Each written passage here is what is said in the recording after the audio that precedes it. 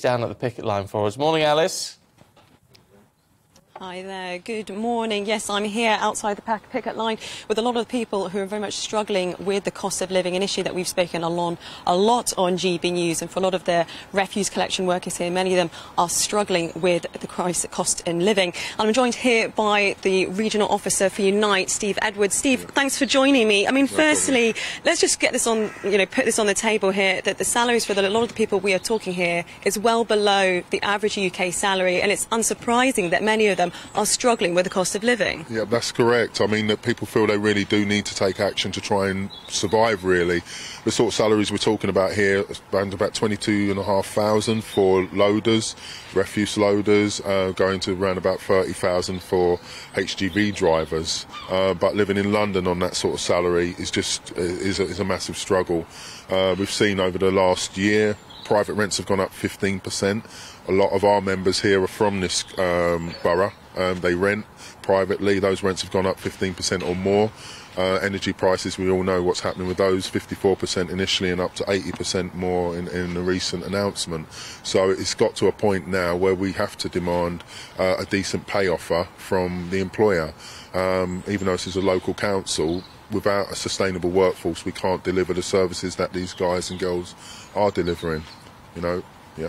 And the council, of course, will say that they've put an offer on the table of $850, but from what you were saying to me earlier, that's not enough because that's the money for bank holidays. They'd have to work that on top of their normal job.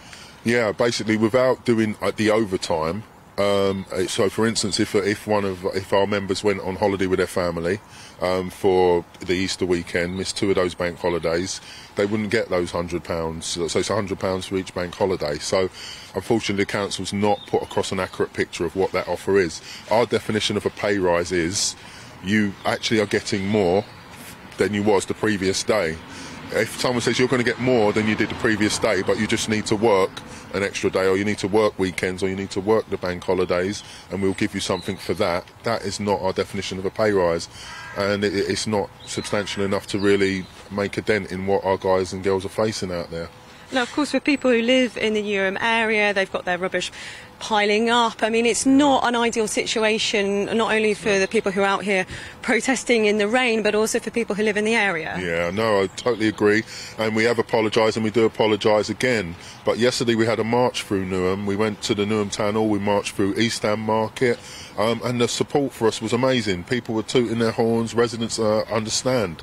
Residents, business owners, yes, it's an inconvenience, but I think they understand that this is a bit of a common struggle for working people up and down the country now, and I think they take sort of, in a way, they sort of say more power to us for doing it. I don't think they're against us because the union is doing what we're meant to do and trying to help our members get a decent rise so that they can continue here.